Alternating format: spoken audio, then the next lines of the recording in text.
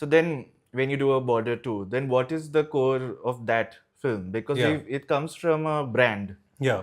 and that was a very different time. It was Yeah. 25 years ago. Yeah. This is a very different time. How do you adapt to the times, but also stay true to that brand? Of course, you have to adapt to the times, Hmm. and if you're writing it as a person who's living in these times, you will bring in your Yeah. sensibility Yeah. and your awareness of the time that you're living in, Hmm. time and space that you're living in. Hmm. But also, as you said, Hmm. it's also a brand. Yeah. So, how do you bridge these two together? Yeah. So, for that, you will, of course, as I said, you will, of course, bring your awareness of the time and space that you're living in. Hmm. But also, you have to access the time that the film came out. The first film came out. Hmm. And the first film came out when I was a 10-year-old kid Hmm. growing up in Meerut. Yeah. And that emotion that I felt is Hmm. what I try to remember. Hmm. I remember very clearly that I was watching it as a 10-year-old in a theater near my father's shop in Abulen Hmm. Market in Meerut. Hmm. I think the theater was called Ajanta. And I remember it very vividly Hmm. watching Border. And I knew that emotion. Hmm. So all I had to do was access that emotion Hmm. and merge it with the person that I am today. And then the result is what I did. Hmm. And hopefully people will see that, and hopefully it will be Hmm. perceived in a way that how I felt while writing the film. Yeah. Does it take a different muscle, as pun intended and all, to write dialogues for Sunny Deol? Because he's coming from that legacy of great dialogues and so Yeah. memorable. And when you say Sunny Deol, you can say like 5 dialogues which are iconic. Yeah. So, was it a lot of pressure? How was it? No, it was a opportunity of a lifetime Hmm. in a way, because we have all grown up watching Hmm. and listening to Sunny Deol's dialogue. And repeating. Repeating. I think Yeah. there are very few actors जिनके dialogue Hmm. आप सिर्फ सुन के भी बड़े हुए हो. मुझे याद है मेरठ में जब मैं जाता था, अपने स्कूल जाता था, तो रास्ते में एक थिएटर आता था Hmm. और वहाँ पर एक कैसेट चलती रहती थी जिस पर सिर्फ फिल्म के ऑडियो Hmm. रिकॉर्डिंग होती थी पूरी फिल्म की. Okay.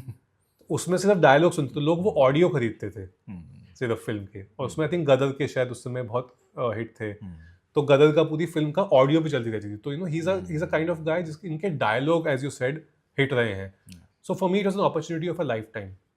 एंड आई न्यू के again he is an actor जो डायलॉग को कैरी ही नहीं कर सकते, जो डायलॉग को अपने अदायगी से या अपने बोलने के तरीके से उसमें चार चांद लगा सकते हैं. Because if you write a line, you know कि if Sunny Deol is saying, he will be saying it with such power and such emotion that your dialogue will sound better, but of course it needs to have the power to fit the legacy of Sunny Deol's dialogues as well. The way people look at him and people remember those dialogues. So you have to again create something which is memorable. Yeah. And rest, you know, okay, he's a great actor. He can say your lines in a way which will make it memorable. So for me, I looked at it as an opportunity for a lifetime, and I hope when people see the film, people feel that I have done a good job. Yeah. I wanted to ask you about what is the art of writing dialogues for a soldier's wife, because it's a very tricky area, because most of the times the wife has barely anything to do except waiting for their husband to come back. But then how do you make it interesting through her exchanges with her husband or with society? Like, how do you make it engaging?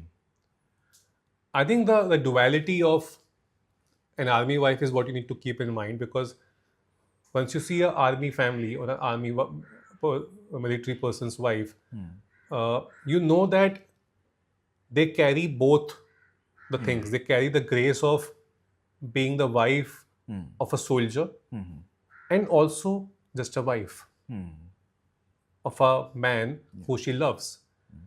So this duality is what makes it so interesting, that they will have their emotions, but yet they know that my man is serving something beyond just these walls of this house. He's also protecting a nation. He's working for a bigger purpose. And I think that brings in a lot of grace, that they will have their emotions, but the emotions will be graceful, because they know that my emotion is वो अपनी जगह पे है, वो अपनी जगह जायज़ है, लेकिन मुझे पता है और मुझे ये बात की समझ है कि मेरा पति घर के बियॉन्ड भी एक बड़ी चीज़ के लिए भी काम कर रहा है, जो देश है।